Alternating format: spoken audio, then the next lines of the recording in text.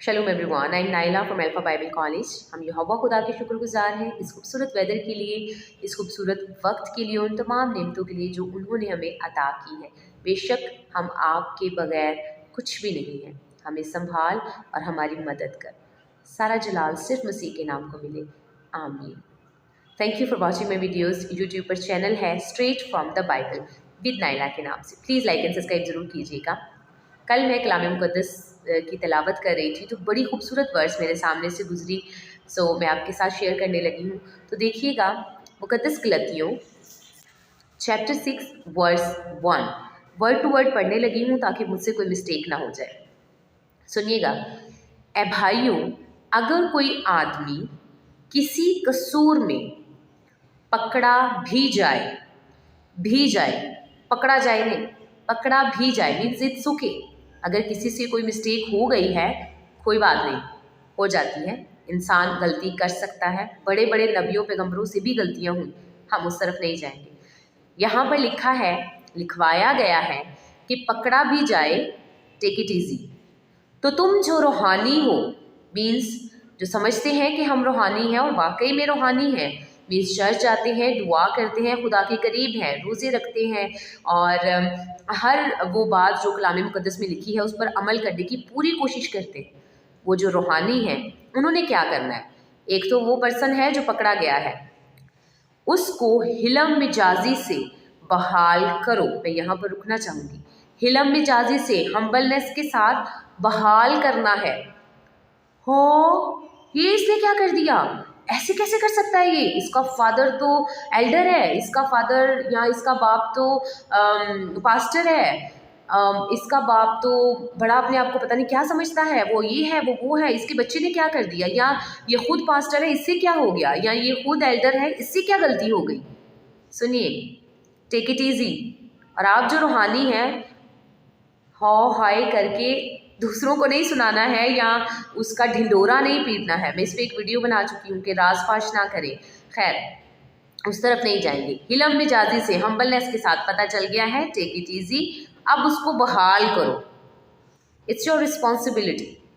अगर आप खुद को रूहानी कहते हैं और रूहानी समझते हैं, दैट्स योर रिस्पॉन्सिबिलिटी कि उसको बहाल करो, उसको मशहूर ना करो, उस पर क्रिटिसिज्म के पहाड़ ना गिराओ, उसको लोगों में, मोहल्लेदारों में और इर्द गिर्द वाले में, जिनको पता भी नहीं है, जिनको शायद उसके नाम का भी नहीं पता, उनमें फेमस ना करते फिरो, उसके वीक पॉइंट्स को हाईलाइट ना करो।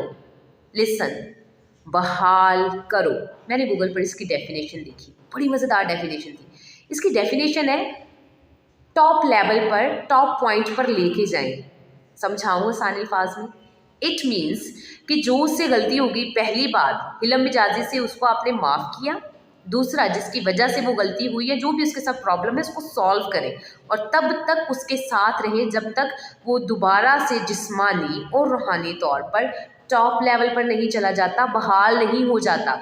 हर तरह से उसको संभालें, हर तरह से उसको मैनेज करें और उस रास्ते में जो रुकावटें, जो परेशानियां आएंगी, उसको वापस आने के लिए उसको आपने मैनेज करना है। ये मैं नहीं कह रही, ये कलाम खुदा में यहोवा खुदा अपने नबियों और पैगंबरों के वसीला से फरमा रहे हैं और ये हमारे लिए ऑर्डर है। ये आपने करना है जो रूहानी है। और अपना भी ख्याल रखो, डोंट फॉरगेट दैट। किसी से मिस्टेक हो गई, उसका ढिंडोरा पीट दिया, ये सब कुछ आपको पता है, सब कुछ, सारी चीज़ें क्या होती हैं हम समझते हैं बस हम ही सबसे अच्छे हैं, बाकी लोग तो पता नहीं कहाँ से आ गए या इनसे जो मिस्टेक हो गई है। खैर, बड़े बड़े नबियों और पैगंबरों से भी मिस्टेक्स हुई थी, वो एक अलग से टॉपिक हो जाएगा, इतना टाइम नहीं लेना चाहूँगी मैं। अपना भी भाई ख्याल रखें, कहीं तू भी आजमाइश में ना पड़ जाए। ये पर्सन जिससे कसूर हुआ वो आजमाइश में पड़ा, वो गिर गया। इट्स योर रिस्पॉन्सिबिलिटी, जो रूहानी है उनको बहाल करें, बहाल करें, बहाल करें, वापस रूहानी लेवल तक लेके आएँ। बीच में जितनी प्रॉब्लम्स आनी है आपने सॉल्व करनी है, जो ज़रूरतें हैं आपने पूरी करनी है। उसके बाद अपना भी आपने ख्याल रखना है। क्रिटिसिज्म करते वक्त, मशहूरी करते वक्त, बातें बैक बाइटिंग करते वक्त या फेस पे कुछ और या बाद में कुछ और या दूसरों को, ये रूहानी लोगों के काम नहीं है। अगर आप ऐसा करते हैं तो बी कॉन्शियस। ये क्रिसमस पर आप अच्छे कपड़े, अच्छे खाने, अच्छी डेकोरेशंस से अपने आप को खुश कर सकते हैं, खुदा को खुश नहीं कर सकते। भाई बहाली की तरफ लेके आए, उससे कसूर हो गया, उससे गलती हो गई, माफ़ कर दें, प्लीज़ उसे माफ़ कर दें, उसको बहाली की तरफ लेके आए, उसको छोड़ ना दें। आप एक मिस्टेक पे, 2 मिस्टेक पे, 4 मिस्टेक पे, 10 मिस्टेक्स पे एक इंसान को हमेशा की ज़िंदगी से दूर कर देंगे, उसको मरने के लिए छोड़ देंगे, तो फिर आपकी रिस्पॉन्सिबिलिटी कहाँ गई? आप तो कलाम खुदा पे अमल कर ही नहीं रहे, आपने उसे अकेला छोड़ दिया। दुनिया ने तो अकेला छोड़ा ही छोड़ा, दुनिया तो कसूर वालों को माफ़ नहीं करती ना, सज़ा देती है हर तरह से, किसी भी तरह से।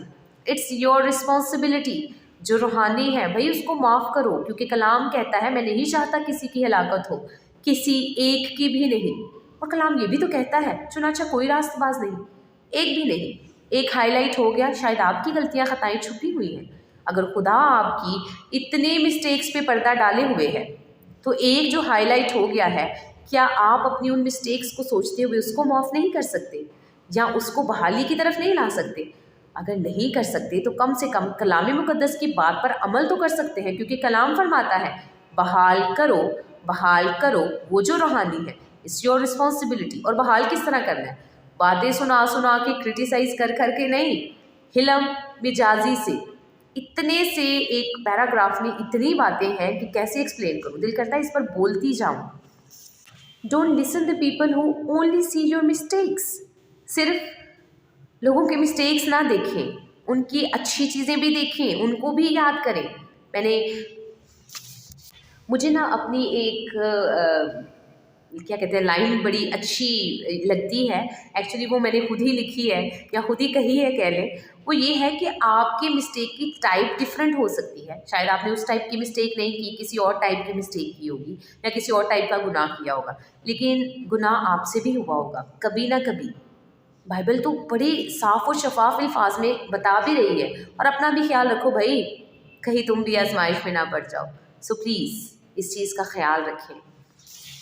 अगर आप रूहानी हैं और बाइबल मुक़द्दस के पढ़ने वाले हैं, तो कलाम खुदा में लिखा है कि अगर तेरे भाई से एक दिन में 7 से 70 बार भी कोई गलती होती है और वो तेरे पास माफ़ी मांगने के लिए आता है, तो भाई उसको माफ़ करना है।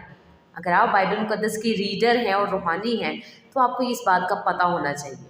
The best way to express your feelings, your excitement is कि आप अपनी ज़िंदगी को जीसस क्राइस्ट के, यीशु मसीह के ताबिया करें। देखिएगा यिर्मयाह चैप्टर 7 वर्स 3 में लिखा है, खुदा फरमाता है अपनी अमाल और अपनी रविशें दुरुस्त करो, फिर ही आपका हकीकी क्रिसमस होगा, फिर ही आप हकीकी तौर पर जाने जाएंगे और खुदा के पसंदीदा लोगों में शामिल होंगे। और इन सिंपल वर्ड्स, फिर ही आप रूहानी होंगे, वरना ये गलतफहमी आप अपने जहन से निकाल सकते हैं। एट द लास्ट यही कहना चाहूँगी, one bad chapter doesn't mean you can't have happy and. एक बुरा चैप्टर है अगर आपकी लाइफ में, इसका मतलब ये नहीं है कि सारी ज़िंदगी उसको सोचने में और उस दुख में, उस परेशानी में गुजार दें या खुदा आपको माफ़ नहीं करेगा। उसने आपके हर गुनाह के लिए फिदिया दिया है। खुदा के पास वापस आएँ, बहाली की तरफ वापस आएँ, कि खुदा नहीं चाहता कि आप हलाक हो।